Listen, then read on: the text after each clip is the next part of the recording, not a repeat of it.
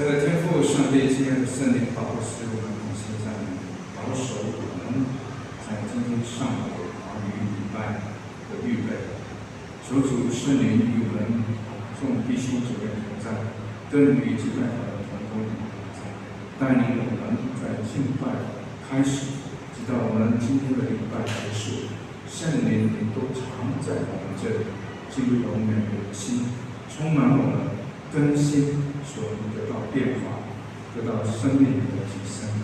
感谢仰望是奉靠耶稣基督和圣神的名。好，亲爱的弟兄姐妹，大家平安。平安。感谢主，神是这样的爱我们。今天上午那个周牧师带领我们一个主日的祷告会，他提到一个故事，这是一个小朋友发那个福音单张救了一个人的命，让我想到以前一个我在带领学生团契在辅导他们的时候，我们每一个月都会有一周开着福音车，然后到老街那个老人会馆，然后把那个更新大家分好，然后从老人会馆左右边这样分出去，这样然后一直走出去，这样发给人家。真的呢，有时候在想，如果这个更新能够救到一个人的话，就值得了，这样就值得。所以我发觉传福音其实不困难，只要有行动就好，其他的话都不要多说，就有行动，然后上帝就有能力在我们当中。感谢主，好不好？从你位上站立起来，我们一起来赞美我们的神。神就在这里，也在每一个地方。神的子民合一聚集，神就与我们众人同在。好不好？站立起来，我们来赞美神。神的子民合一聚集，更前进，遇见你，天要敞开，天要敞开，生命要传遍，因为我们都寻求你，在这里，在这里。耶稣现在在这里，我相信，神的同在在这里，荣耀彰显奇妙神迹彰显，天上我降临在这里，神的子民，神的子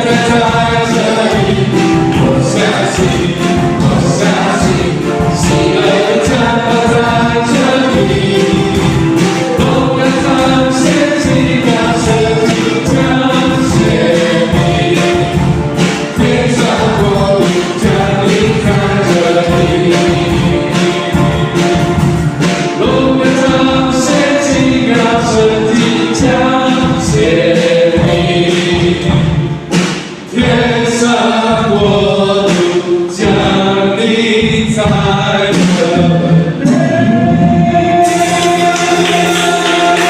哈利路亚，我们来赞美他，拍手赞美他，向他唱歌欢呼他的名。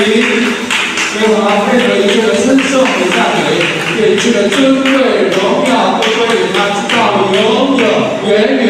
阿门。拍手再次来赞美我们神，哈利路亚。是我们的神，在天上，他从创造到统管万有，他有能力。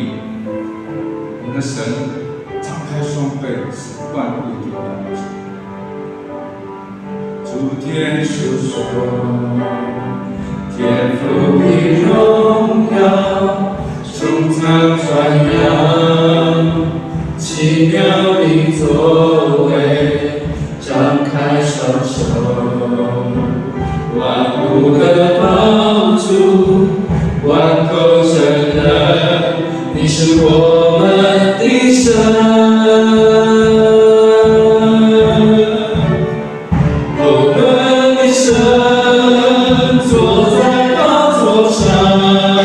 圣殿充满荣耀，万民敬拜全能的神，我们尊崇你，圣洁荣耀尊贵能力都归于你。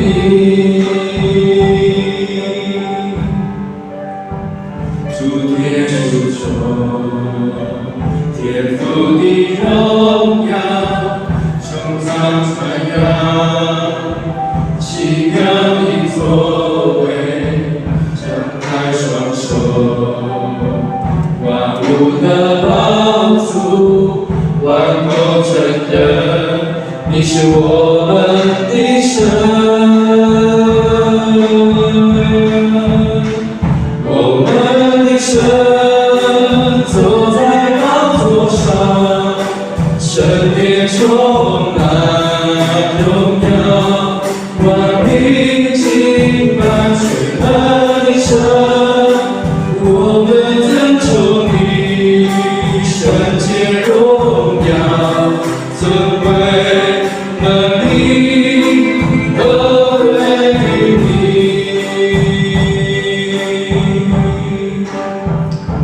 你说话，命地就立；你在心，就得生命，万物齐唱，哈利路亚！神在，神在，神在！你说话，命地就立。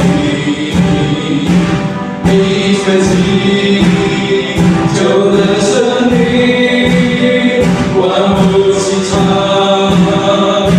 哈利路亚！神在，神在，神在！我们的神坐在宝座上，全天充满荣耀，万民敬拜全能的神，我们尊崇你，圣洁荣耀尊贵能力都归于你。弟兄姐妹，在音乐声中，我们再一次来经历我们的神就在我们的当中，他的宝座显现在这里。圣殿里充满了神的荣耀，万民都要来敬拜，何况是我们？万物都要来敬拜，何况是我们这个渺小的？好不好？让我们再一次来到神面前，再次来尊崇我们的神，那个圣洁、荣耀、尊贵与能力都归于给他的神，好不好？今天用自由的敬拜，或者是祷告，或者是来称颂他，用在音乐声中，我们开口来赞美，来颂赞我们的神。哈利路亚！我们赞美你，主啊，我们赞美你，你是配得一切荣耀、颂赞、尊贵与能力的神。主你张开双手，万物就得保住。主你所存在的地方，是你圣殿，是你宝座所在之处，充满了主你的荣耀，因此我们来赞美你。主，我们谢谢你带领我们弟兄姐妹再一次来经历你看今天上午这个时刻，这个当下，让我们的心都能敞开来，我们的灵被你打开，被圣灵大大的充满。因为主你说你要大大的张口，主你必大大的充满我们。主，我们渴望你，好吧，弟兄姐妹来开口向着神来发布赞美他。哈利路亚，我们赞美你，哈利路亚，哈利路亚，哈利路亚，哈利路亚。主，你配得一切荣耀颂赞，我们尊贵赞美。主啊，我们感谢赞美你带领我们。主啊，我们的灵一直被你提升到你宝座前，因为此我们心上满满的感谢。主，谢谢你带领我们。我们的神坐在宝座上，圣殿充满荣耀，万民敬拜全能神，我们尊崇你，圣洁荣耀，尊贵能力都归你。圣洁荣耀，尊贵能力都归于你。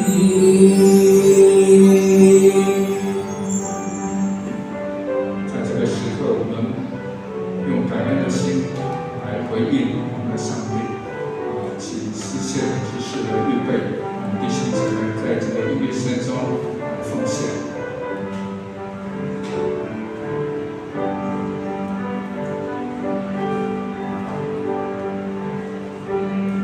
在带到你面前之前，可以预备心来奉献。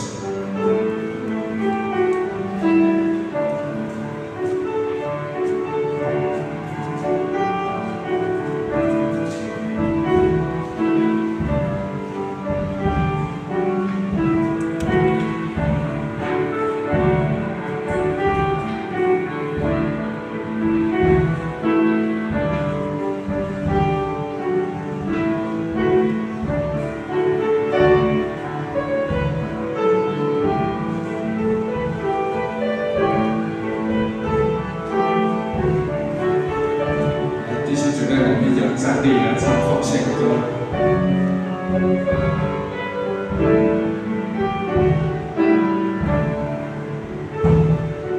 我将所有献于耶稣，是满心的一奉献。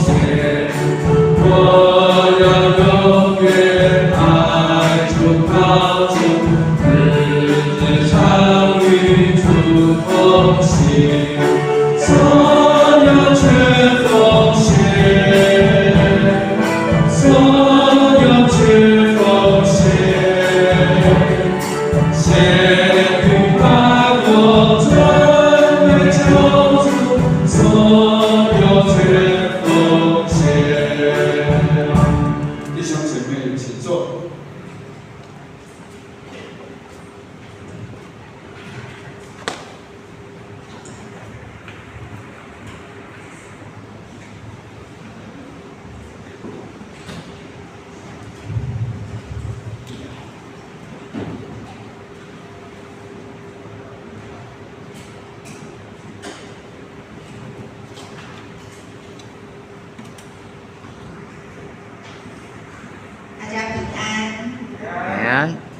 现在让我们来读今天的金句，记载在约书亚记24章15节。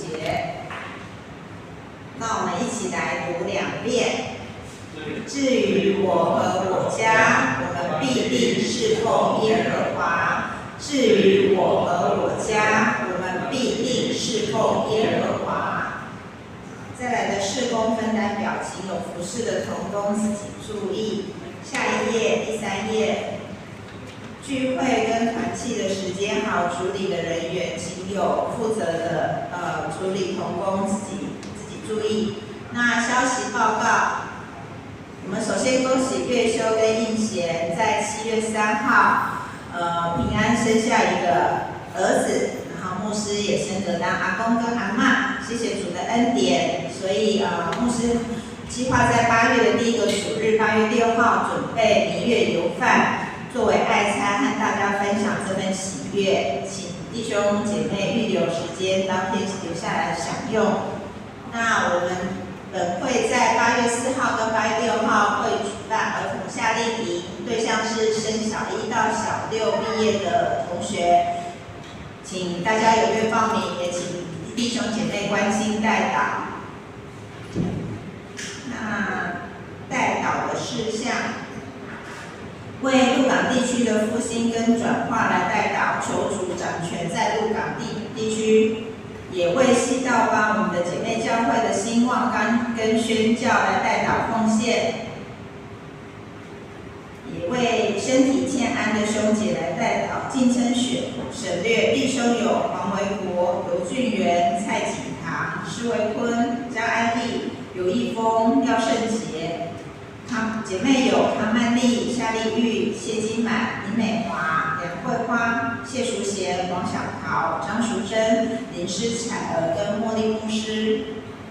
那最后一页会计报告，如果有出入的部分，请自己跟后面的会计长职更正登记。那今天圣经是在《使徒行传》第10章24至48节。又次日，他们进入该撒利亚，哥尼流已经请了他们的亲属密友等候他们。彼得一进去，哥尼流就迎接他，伏在他脚前拜他。彼得拉他说：“你起来，我也是人。”彼得和他说着话进去，见有好些人在那里聚集，就对他们说：“你们知道，犹太人和别国的人亲近来往本是不合理的，但神已经指示我，无论什么人都不可看作俗而不洁净的。所以我被请的时候就不推辞而来。现在请问，你们叫我来有什么意思呢？”哥尼流说：“前4天这个时候，我在家中守着生出的祷告，忽然有一个人穿着光明的衣裳站在我面前，说：哥尼流，你的祷告已蒙垂听，你的周记拿到神面前已蒙纪念了。你当打发人往约帕去，请那称呼彼得的西门来，他住在海边一个削皮匠西门的家里。所以我立时打发人去请你，你来了很好。现今我们都在神面前，要听主所吩咐你的一切话。”彼得就开口说：“我真看出神是不偏待人。原来各国中那敬畏主行义的人都为主所悦纳。神借着耶稣基督，他是万有的主，传和平的福音，将这道赐给以色列。这话在约翰宣传洗礼以后，从加利利起传遍了犹太。神怎样以圣灵和能力膏拿撒勒人耶稣，这都是你们知道的。他周流四方，行善事，医好凡被魔鬼压制的人，因为神与他同在。他在犹太人之地，并耶路撒冷所行的一切事，由我们做见证。他们竟把他挂在木头上杀了。第3日，神叫他复活，展现出来，不是显现给众人看，乃是显现给神预先所拣选为他做见证的人看，就是我们这些在他从死里复活以后，和他同吃同喝的人。他吩咐我们传道给众人，证明他是神所立定的，要做审判活人死人的主。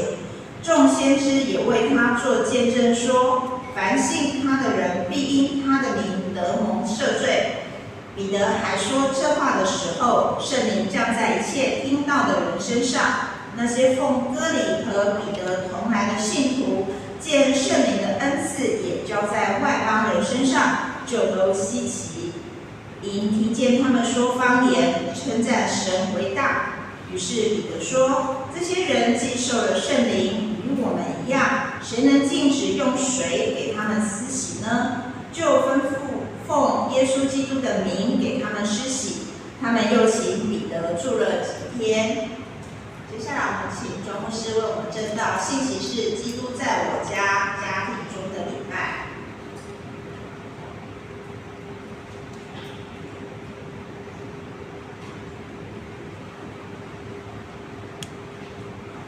我们先一起做祷告。爱我们的神，感谢你，因为你们对我们的爱，才让我们在弟兄姐妹当中有彼此的关心、彼此的关怀。你要我们每天背起我们自己的十字架来跟随，但是我们没有那个力气。你也要我们能够放下一切来跟随你，我们没有那个勇气。你要我们能够做一个好的见证，我们却抬不起头来。我们知道这一些都是因为我们自己内心没有将神摆在第一位，以至于我们面对人的时候不敢跟人家说我们是神的儿女。但是我们知道，成为一个基督徒不是这样子的。成为一个基督徒，我们最大的使命是要去接纳和我们不一样信仰的人，要在不一样信仰的当中，将主你的福音传给他们，就像第一代的外邦人信主一样。虽然我们知道他们信主是因为你的福音，但是我们更确信，他们信主是因为有圣灵在他们的心中做工。祈求主在这个时候，也能差派圣灵在我们的当中，陪伴我们，来开启我们的心，开启我们的智慧，让我们能从今天的信息当中，能够更确信，成为一个基督徒，在礼拜的当中应该要有的心态，让我们归正，归回到你原先起初创造我们那种单纯的心，不再受到魔鬼撒旦的搅扰，让我们失去原有的那种敬拜的心。求主能够在我们每天的日常生活当中，一再一再的提醒我们，透过你的经文，透过我们的信息，甚至透过我们的信仰的朋友，来让我们走回到我们该走的路。如此祷告都是奉靠主耶稣基督的名。阿门。弟兄姐妹，大家平安。平安。就像刚才牧师在台语堂所说的，牧师最近常常不在。在前几天，我们那个招农长老，我们一起在中会开会的时候，我也是跟中会亲戚说，我真的常常没有办法在我们自己的教会聚会，我心里真的觉得很过意不去。虽然一样都是同一个教会的，但是我知道我的心，不管在哪个教会，我的心都常常想说，鹿港教会现在做礼拜是什么样子？7月这个月，我先不讲，8月和9月加起来有8个礼拜，我有7个礼拜是在不一样的教会。8个礼拜、7个礼拜在不一样的教会，让我觉得说，有时候真的不知道说，我到底要怎么样？我知道说，我应该要拒绝，但是我又想说，这个分享信息的时间不是我能掌控的，分享信息的日子是神要我去做的。可能在分享信息的当中，一场礼拜能够因为一句话、一件事情，去改变一个弟兄姐妹他的看法、他的想法。我相信这是圣灵要我做的，这也是圣灵引导我去那个地方的。今天我在不管教会效会在核心教会，每个教会都不一样的心态在面对。但是我知道，耶稣要让我们只要在2、3个人聚集的地方，奉他的名来敬拜主，会与我们同在，甚至圣灵也会与我们同在，赏赐恩典在属于他的百姓当中。当然，我刚才说的任何的地方，这个地方是指说有羊跟随主的地方。这个地方不管是在教会，甚至在家里面都是一样。最主要是说有主的同在，最主要是说在一个地方能够彼此的关怀、彼此的带导、彼此的鼓励、彼此来敬拜我们神。从神的话语当中，我们来去体会神现在要我们做什么。主耶稣有一个很好的模样，就是说，我认识我的羊，我的羊也认识我。主教导我们要从这个方向去做。弟兄姐妹，你呢？你认识了你周遭的信仰的朋友吗？甚至更远来说，你认识你周遭没有跟他们不一样信仰的人吗？我们要知道，要认识这些人，不是说表面上讲一讲就可以认识，这需要花很多的时间，付出很多的代价。但是最重要的是，你必须先开你自己的心，来关心他，来因为你的关心，让他的生命有改变。我一样很喜欢问弟兄姐妹说：“你认识他们吗？还是说他们真的认识你吗？”我来鹿港教会9年了，弟兄姐妹，你们认识庄牧师吗？你们知道我是一个怎么样子的领袖呢？很可惜，仍然有许多人每天只是在自己的生活当中，对于他身边的人，或是说和他不一样信仰的人，他不怎么去关心。或许他知道应该去关心，但是他傻，他躲着。但是，就像牧师刚才说的，不要忘记，我们的主时时刻刻透过很多方式，还是很多人来提醒我们。刚才维院长老说的，就是我刚才在祷告会当中有举那个例子。那个例子，当我看到的时候，我真的是有感动到的。我在想说，每一个人都是领袖，真的，每一个人都是领袖。你在传福音这个事工当中，神知道你的传福音的方式是不一样的。那个例子就是一个小孩子就能够改变一个人的另外一个成年人的一生。你呢？我记得以前跟大家分享过，高俊明牧师，当他年老的时候，他讲过一句话，他说他一辈子真的只想影响3个人。大家一定奇怪，一个牧师一辈子讲到一辈子40-50年，只想影响3个人。但是高牧师他继续讲说，我要影响的这3个人是真正的影响他们，不是就只有说我今天说我今天关心你，让你觉得说今天你很快乐，然后明天你又开始不足了，不是这样。他说他的影响是说，他要影响一个人，让一个人每天快快乐乐的。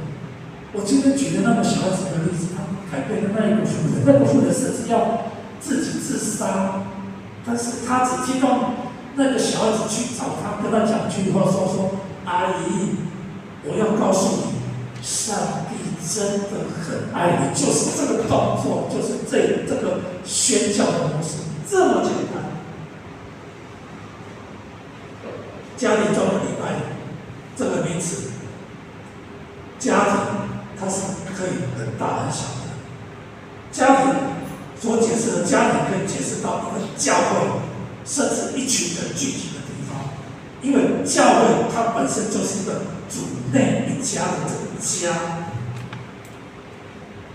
它可以小到你们自己的家。所以说，你做个家庭以外，你必须要用你的见证去影响到别人。这个见证就是你自己。很多人喜欢讲见证，都是讲别人，但是当你有一天你讲的见证是讲你自己的时候，我相信影响的会更大。不是只是在用自己的看法再去批判一个人。今天的经文所表达的很有意思。原本彼得他的心里，我们要知道，在那个时候，犹太人他是很高的，他的地位很高的。彼得他的心里存着说，他是一个犹太人，他遵守着一切犹太人的律法，而且彼得他又是谁？他又是耶稣的门徒，所以在他的范围，在他的团体当中，他的信仰团体当中，他有一定的地位，甚至到今天我们都知道信任彼得，但是神说，我还是要让你去做事情。上帝挑战他，要让他从很高的思考逻辑能够降下来，改变到他本来觉得说他是很接近的，因为那个时候犹太人以外的外邦人是被人家看成不接近的。如果你去接近这些不接近的人，你也会变成不接近的人。神就是要让他做这样子，但是彼得所接触的这些人，却不是因为他来改变，是因为他的行为让他们看到圣灵的动工，圣灵将看起来不洁净的人改变，把他们改变成为洁净的。我们就可以看得出，我们的神的眼光是和人不一样的。我们的神，他是用每一个人都是平等的那种眼光。如果彼得没有亲身经历过这个圣灵，他可能还仍然认为说他还是高高在上的，他可能还认为说其他的人真的都是不清洁的，就是在圣灵的引导，他提醒当中，彼得他改变他的看法，他知道外邦人看他都是上帝所爱的人，所以弟兄姐妹，圣灵是改变我们最重要的。为什么？我们知道耶稣是复活升天的时候，他最后留下的一句话是什么？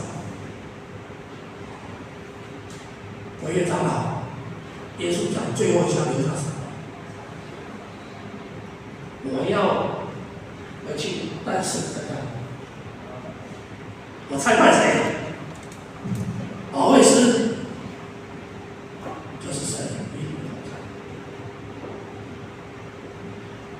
我们看彼得没有对哥尼流那群人讲出任何的悔改和信主的呼召，但是那些人却用信心来接受。这个我们就看得出圣灵他的伟大，特别是彼得。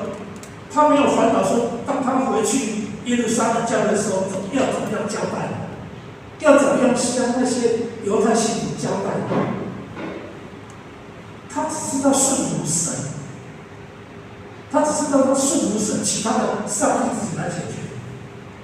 所以，其实哥尼流这个信主的事件，对我们整个宣教发展是很重要的，因为那个时候真的没有想象说福音是可以传给外邦人。那个时候我说过，大家信主的，大家都是生500的人高。但是从哥尼流开始，第一位信主的外邦人不是透过犹太人来信主，是透过彼得。但是彼得又是透过圣灵。当彼得回去耶路撒冷受到批判的时候，他又将这件事再重新报告，是说圣灵的带领，让那些耶路撒冷那些人觉得很稀奇。他们也最后也相信说，连外邦人都有那个身份可以接受上帝国的旨意，很稀奇。这就像邀请外面的人去到你们家里做礼拜，还是说你邀请外面的人来教会做礼拜，一起来敬拜，一起来赞美的神一样。我们不用想太多，也不要烦恼太多，但是很重要的，不要徘徊。牧师要分享这件事情，圣经教导我们要在主里合一，常常这么讲。牧师也在他语堂解释得很清楚，这个合一就是你首先要放下自己，走向对方，伸出欢迎的手去接纳别人，这个叫做合一。合一，你和别人在一起，不是要别人走向你，而你不先放下自己，要别人来接纳你，来顺服你，这个不是合一，这个是什么？这个叫做统一啊，不是统一超商的统一。这个统一不是合一，这个统一和我们所接受到的圣经教导是有偏差的。你不放下自己，你怎么去接纳别人呢？你只看别人没什么。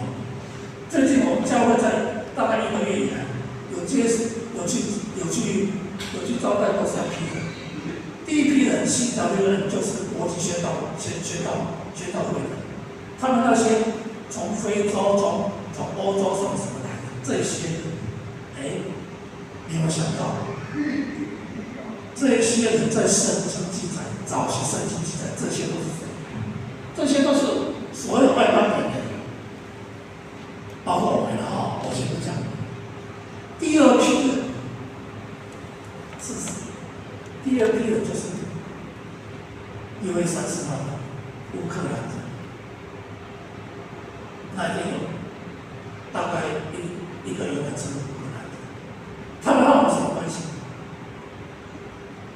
我说过的，不用想太多，不用管他太多。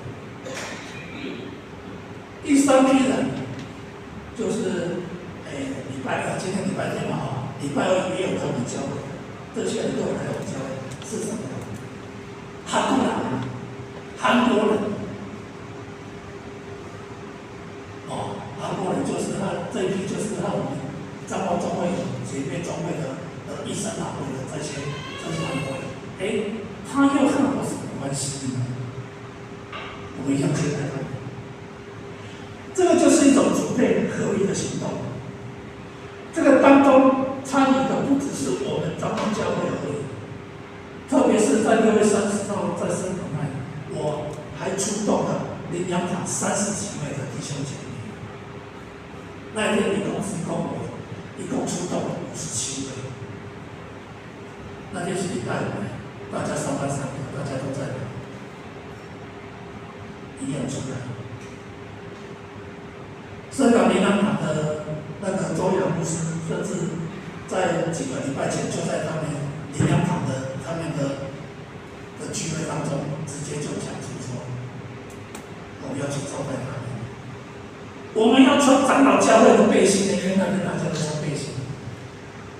总算让我有一天穿到背心上面写台湾基督长老教会的这样的考试。接下来用经文的内容的18个题目，就是打破距离的礼拜，打破距离的聚会，也就是福音透过礼拜、透过聚会来开始，让我们学习到第一次在不一样信仰还是说所谓的外邦信徒的家庭当中做礼拜所代表的一种属灵的提醒，也让我们的家庭成为生命成长、生命得救的地方。我还是要让大家知道，今年这个系列，莫尼牧师他所写的这个系列，最近的系列就是5个礼拜，就是基督在我家。基督在我家，其实这个以后莫尼牧师也会渐渐跟人讲，这个我家不只是说你们自己家里，就是我们一群弟兄姐妹聚集的地方。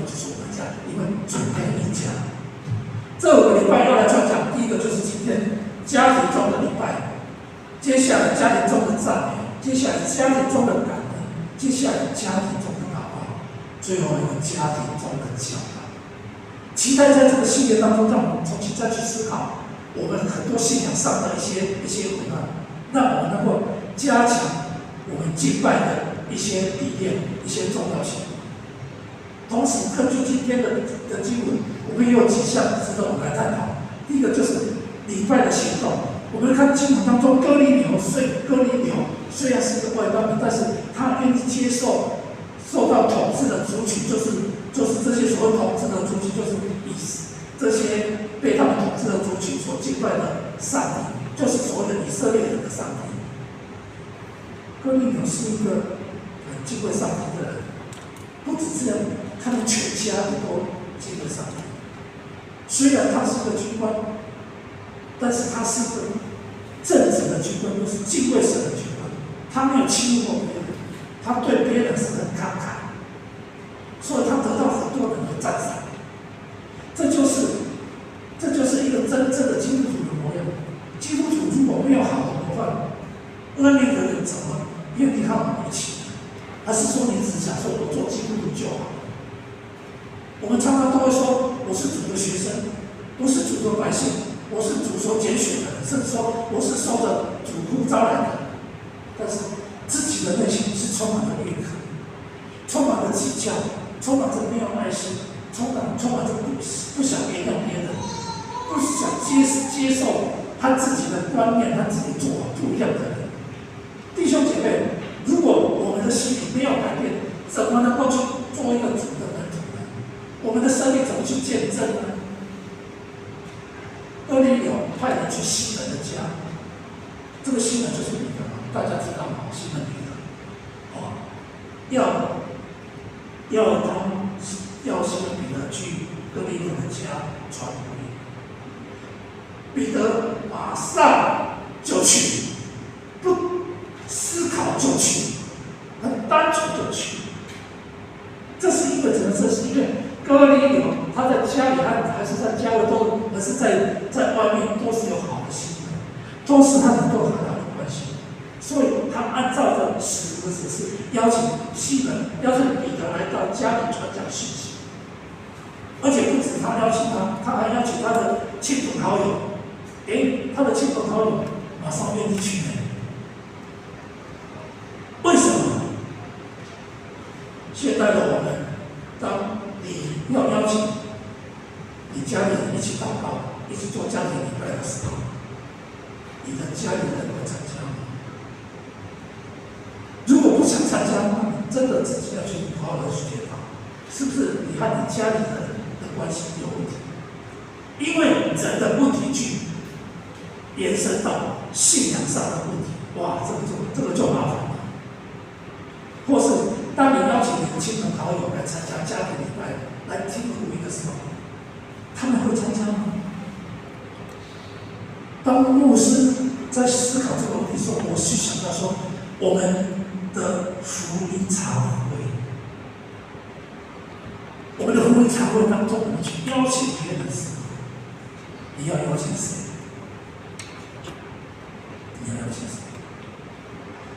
如果你所邀请的人会去参加，应该是因为你在家里还是说在外面有好的行为，不是吗？所以我们要注意，成为一个基督徒，不应该就只有礼拜天参加礼拜而已，也不是就只有礼拜天来教会打卡，给上帝一个交代而已，是要真正的参与在礼拜当中，一起敬拜，一起祷告，一起赞美神，而且接受这个信息。第二点，今天的经文也有写的说，这个参加礼拜的态度。我们来看，当哥尼流家里面参加，他所邀请参加这个家庭礼拜的人，当他邀请的时候，这些人已经把他们的人、他们的心都带到神的面前，他们已经把他们日常生活当中的一切杂事都已经先放开。他们知道他们要来上帝的面前专心听上帝赐给他们的一切信息，所以根据这段故事，也要让弟兄姐妹来思考一个问题：其实这个礼拜参加礼拜，甚至说参加我们这个大小家庭的礼拜的带领，都是也可以沿用到我们参加其他的聚会。就是说，你是不是放下一切，单单来到神的面前，来仰望他，来敬拜他，来跟神祷告，专心听神的话，不是来聚会的时候只是来走走，不愿意接近神，只是来这边要做你自己想做的事。如果这样，很可惜。第三点，除了家庭礼拜行动、家庭礼拜态度以外，家庭礼拜它里面要讲的很重要，就是说你要有这边要知道来参加礼拜，我们要去在这个真理的里面，我们要活在这里面。彼得问哥尼流为什么要邀请他礼？为什么要邀请他？哥尼流他说不出来，到最后彼得他才了解，原来是神的旨意，神的旨意。在这里要提醒大家，神的旨意，所以我们礼拜不是一个社交的活动，也不是来这边聊八卦，这是一种在分享生命的聚会，也是在分享真理的聚会，更是来这边要亲身体会主耶稣的聚会，是一个传扬福音的聚会，是同心祷告的聚会，是要预现神的聚会。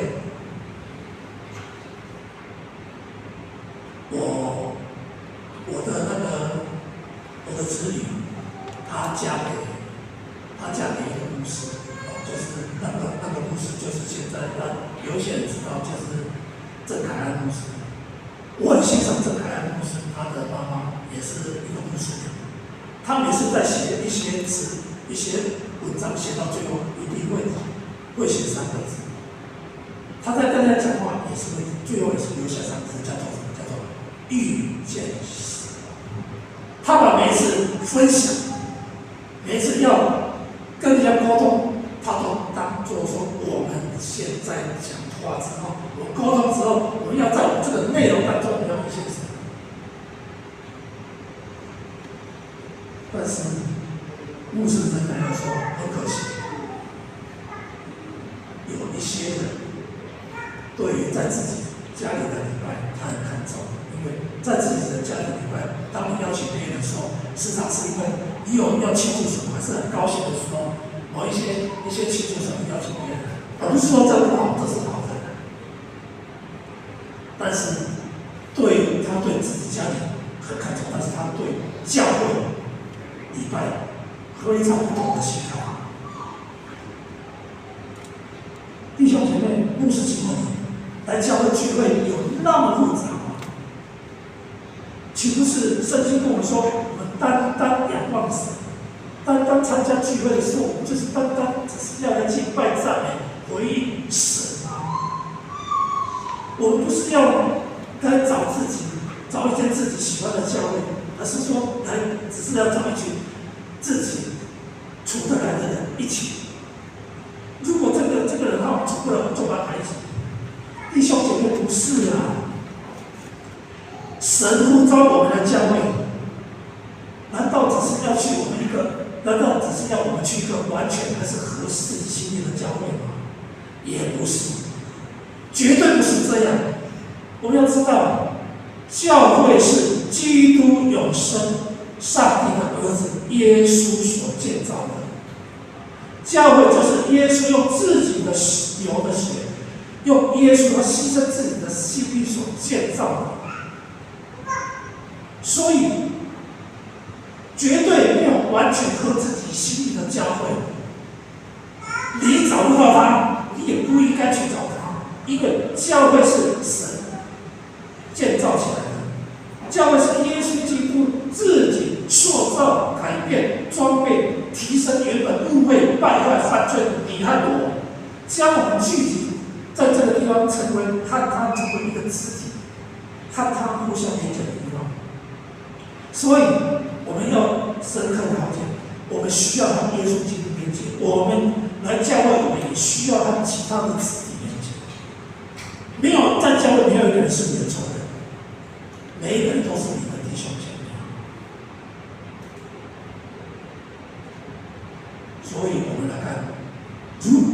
像今天的经文这样子这么完整下来，到最后的结论是什么？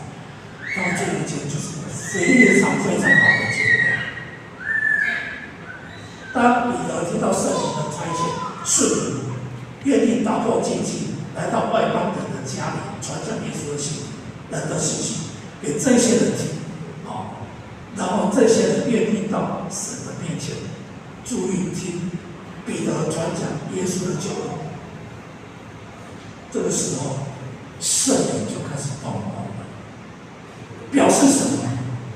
我们如果一起在聚会，我们没有好好的去享受在这个聚会当中，你觉得圣灵会动工吗？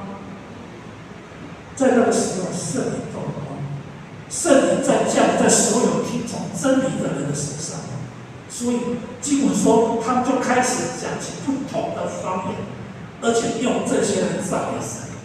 经文上说，这些人既然像我们一样领受了圣灵，谁能阻止用水给他们施行呢？最后彼得就帮他们施行。期待神使用每一次我们聚会的时间，就像我们礼拜六也是很多聚会啊，不是吗？职场聚会，期待神能够使用，让我们已经相信主的人生命成长，让每一个弟兄姐妹彼此的关系更加亲密，透过这个礼拜来宣扬福音。没有错，在这个时代说进步是很好啊，每样都进步啊，但是信仰的传承有没有传承下去？现在因为人权至高至上，所以常常造成自我观念超越信仰的追求。有时候自己不高兴就觉得说这个我不要，那个我不要，甚至听讲道的时候，听人家分享信息的时候，还是说圣经的教导的时候，都是选自己想要听的而已，其他的就不要。其他的就是说，听完之后，听完分享之后，听完讲道之后，就开始在批评说今天讲的好像在讲我。但是牧师可以跟大家说，这是非常危险的，因为一场的宣讲实际上是有上帝的提醒在里面。在我们圣经里面就真的很多例子，当人要踏入错误的时候，还是说不知道怎么去面对事情的时候，我们的神就会透过经文，甚至透过他所差遣的人来提醒我们。所以，亲爱的弟兄姐妹，一个信仰的延续是要靠自己坚持，千万不要放任下一代的信仰变作是一个随便的信仰，不是一个随便，不要这样子。我说过，最近我在其他的教会，我就分享一个给大家听。我在其他的教会真的也碰到，因为我不知道为什么我不是他们教会的牧师，所以我每次讲到完之后，我要离开，总是会有5、6个、7、8个人把我围住，问我一些问题，要我帮他们祷告。最近有一个姐妹跟我讲，我觉得我扪心自问，我觉得我不知道该怎么处理，因为她说我要紧他的小孩子有来做礼拜，还是说有去教会，但是不进去做礼拜都没有关系的，因为他的小孩子知道他是基督徒，他的小孩子知道他不去做坏事情，来教会不管做什么，都好了。弟兄姐妹，你们说这样是对还是不对？牧师要诚恳的问你，你愿意你能归主吗？你愿意透过礼拜一起来赞美、祷告、分享吗？你愿意打开你的家庭，甚至打开你的心，去接纳可能与你的生活方式不一样的人吗？你愿意让你的家庭，还是说让你的心成为一个传扬福音的地方吗？学习那个小孩子讲一句：“阿姨，我只是要跟你说，上帝很爱你。”我们一起祷告。亲爱的主上帝，我们要为了你所安排在我们生命当中可以影响我们信仰的人，来献上我们的感谢。因为在我们的生命当中，如果没有你为我们安排的人出现，我们的人生可能会遇到很多困难，我们没有办法去解决。特别是在我们的信仰当中，我们的信仰伙伴，或者是你所呼召来宣讲你旨意的传道人，我们深深知道他们是从你那边得到了感动来分享你的话语。就因为如此，我们也得到恩典，学习他们不只是对我们传扬这个好消息而已，也要传，也要透过这样，我们要传给其他的人，让所有的人都一样成为的百姓。谢谢你，祷告都是我靠主耶稣基督的名。阿门。生命每个部分，你来掌管。你最深之处，来浇灌。一次又一次的呼召，主耶稣，我愿将生命全所有，完全给你。我来一次。生命每个部分，你来掌管。心灵最深之处，你来浇灌。一次又一次望着主耶稣，我愿将生命最所有，完全给你。